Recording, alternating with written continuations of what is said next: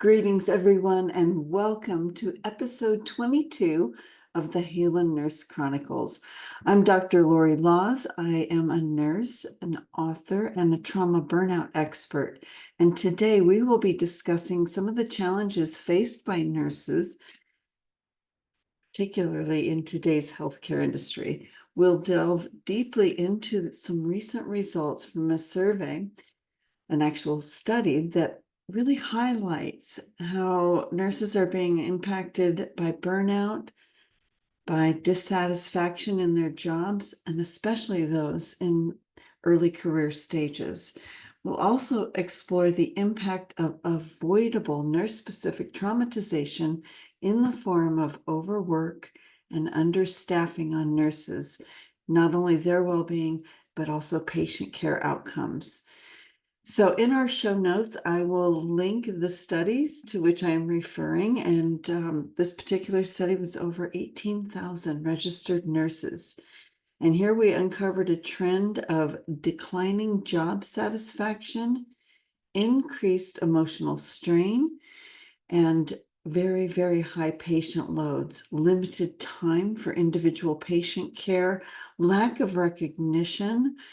These are all contributing to the mental and physical exhaustion experienced by nurses worldwide, especially early career nurses who are the most vulnerable among those in our profession, and they are leaving the profession in droves while also advising their friends and making public in their social networks to not choose nursing as a career path.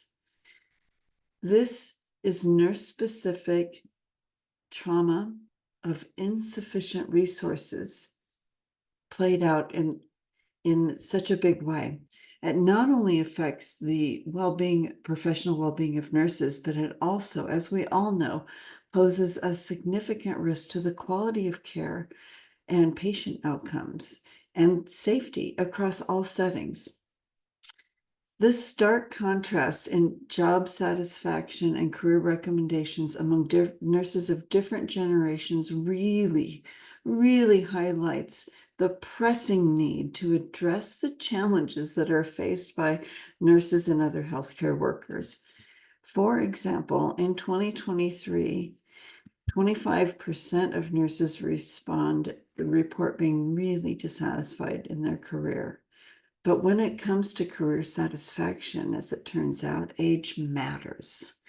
A whooping 57% of Gen Z and millennial nurses report that they would not recommend nursing as a career choice to their peers. This is in contrast to baby boomers, 38% of whom would not recommend nursing as a career choice. This speaks to the ever increasingly difficult practice conditions, again, that avoidable nurse-specific traumatization, among other factors, that is taking a toll over time. So if the seasoned and tenured nurses are leaving and 38% of them cannot recommend nursing to others, and our young Gen Z and millennial nurses, well, if over half of them, 57%, are saying, and I'm not even going to recommend nursing to my peers, well, that's just going to exacerbate the nursing shortage, which is really a shortage of nurses who are unwilling, rightfully so, to work in these unsafe and harsh practice conditions.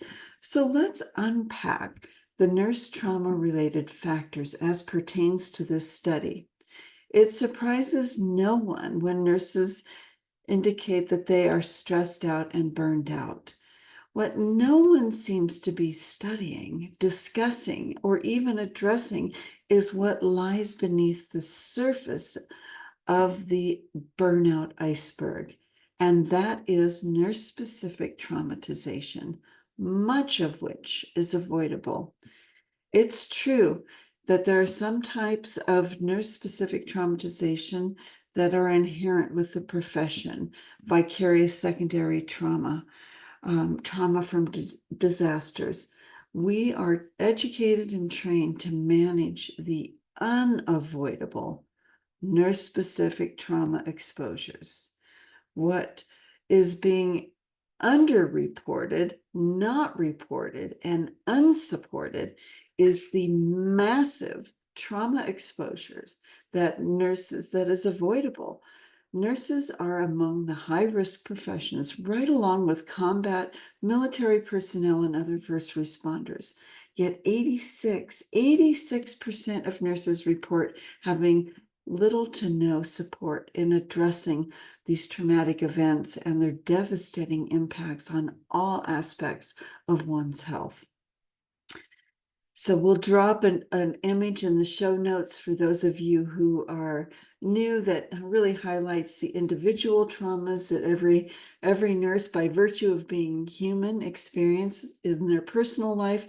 And then we'll also call into your awareness the nurse-specific traumas that are avoidable versus unavoidable. And I want to just offer tribute to Dr. Karen Foley's middle range theory of nurse psychological trauma for underpinning all that I am doing in supporting our profession in these ways. So the questions that no one is asking yet centers around nurse-specific traumatization.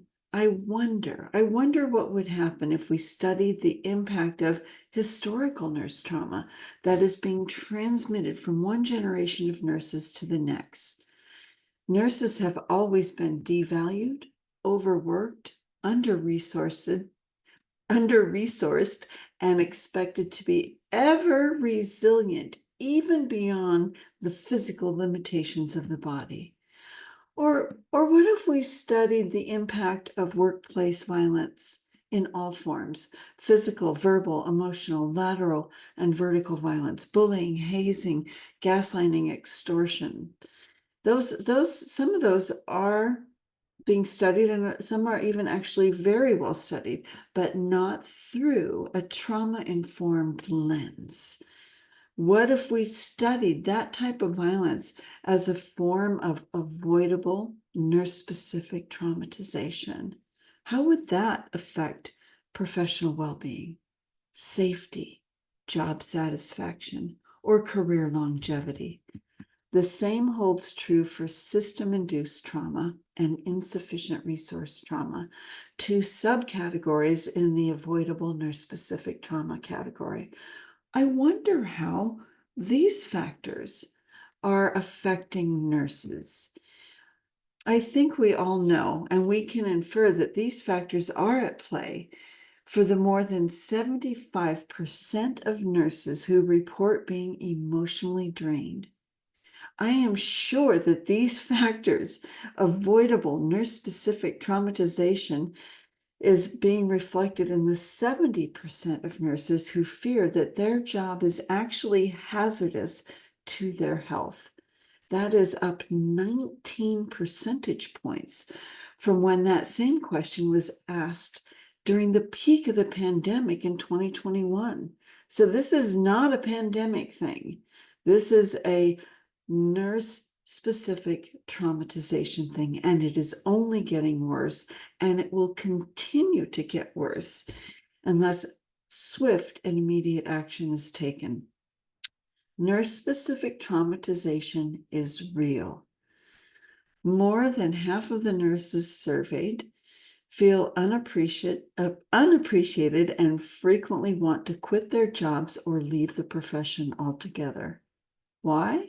Well, in most cases, traditional stress management strategies or self-care strategies, while they are helpful for symptom management, do not address the root cause. For nurses who are experiencing nurse-specific PTSD, an entirely different approach is needed.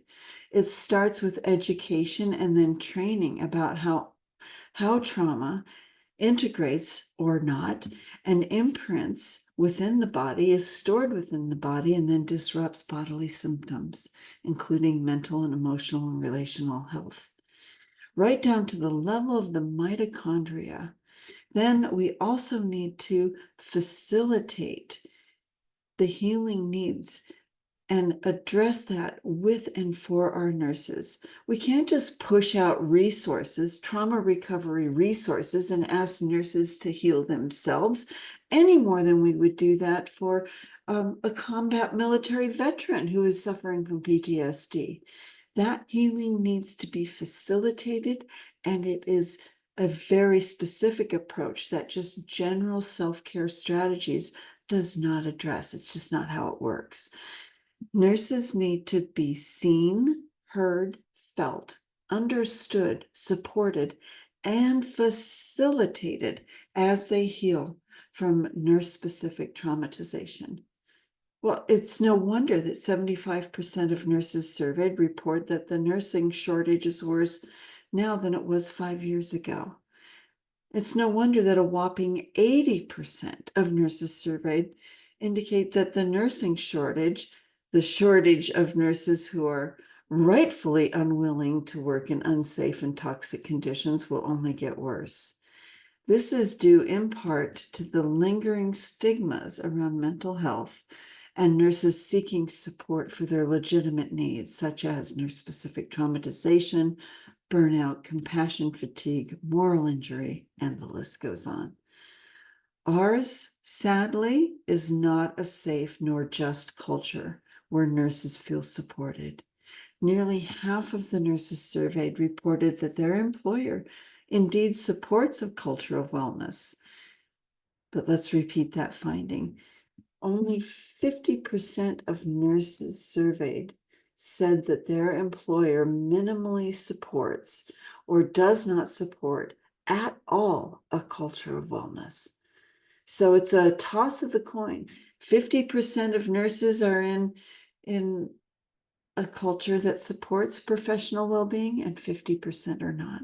Well, that's just not okay. That's not okay on any level. For example, 35% of nurses never access their well-being or mental health resources and benefits that are offered by their employer. At the other end of the spectrum, 12% of nurses report that they do access these resources. So what we have here is that we have only really 12% of nurses who feel safe and supported enough in their cultures to access the resources and support that they need, if they are even offered. Importantly, only 20% of those surveyed utilize the mental health programs. Why? Well, perhaps they didn't perceive that they needed the support, despite the statistics that suggest otherwise. Or, and I suspect this is more likely the case, that nurses don't feel safe to access employer support for fear of stigma, retaliation, or termination. And quite frankly, that's why I and my team are here. Through my nonprofit organization, the Burnout Academy, we offer confidential educational and healing recovery services for those who are affected by burnout and nurse-specific traumatization. So now that we are clear about the issues and challenges before us, let's ask the big question about what do nurses need to alleviate their symptoms and address these challenges? Well, these results are all very statistically significant. 90% of nurses say they need increase in support staff. 89% say we need to reduce nurse-patient ratios. 87% say we need to increase our salary. We need to be compensated as the professionals that we are. The linchpin of the healthcare system needs to be appropriately compensated. We have 86% of nurses say we need to work in safe environment. 86% of nurses say we need to be included in the decision-making process. So nurses have spoken. Why are healthcare organizations and healthcare systems not listening? Well, maybe they're listening, but they aren't taking a trauma-informed approach. And this is at the root cause of the nursing crisis. Small gains are being made Where policy is concerned, supporting nurses in safe nurse-patient ratios. Right now, California is the only state here in the United States that has a law that mandates minimum nurse-patient ratios. The state of Maine has a bill pending called the Maine Quality Care Act, and we'll link that to you in the show notes, that would similarly require safe staffing ratios. One state out of the United States of 50 has adopted, and one state has proposed. Small gains, but not good enough. When it comes to safe working environment, it is crucial to adopt supportive, trauma-informed structures and processes that assure that avoidable nurse-specific trauma exposures are addressed.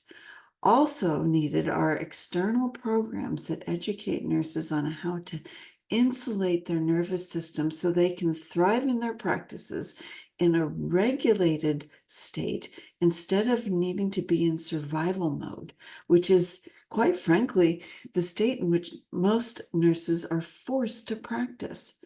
External programs are also needed where nurses can anonymously and privately be facilitated in their healing, independent of employer knowledge. For nurses to heal, for anyone to heal, they above all must feel safe. This is definitely not the case in today's healthcare culture. And again, that's why I'm here. After conducting 5 years of research across 4 disciplines, I just developed an evidence-based framework to guide and facilitate nurses in their healing. These services are offered by my nonprofit organization, the Halen Academy. I and my team are standing by to serve you or anyone you know immediately. If you know of someone, or if you personally have been affected by nurse-specific traumatization, please reach out immediately. Please join my Nurse Trauma Masterclass or schedule a personal call with me to explore the best healing options for you. Until next time, thank you. Thank you for all that you are and all that you do. I see you, I feel you, I hear you, and I am here for you. From my healer's heart to yours, namaste.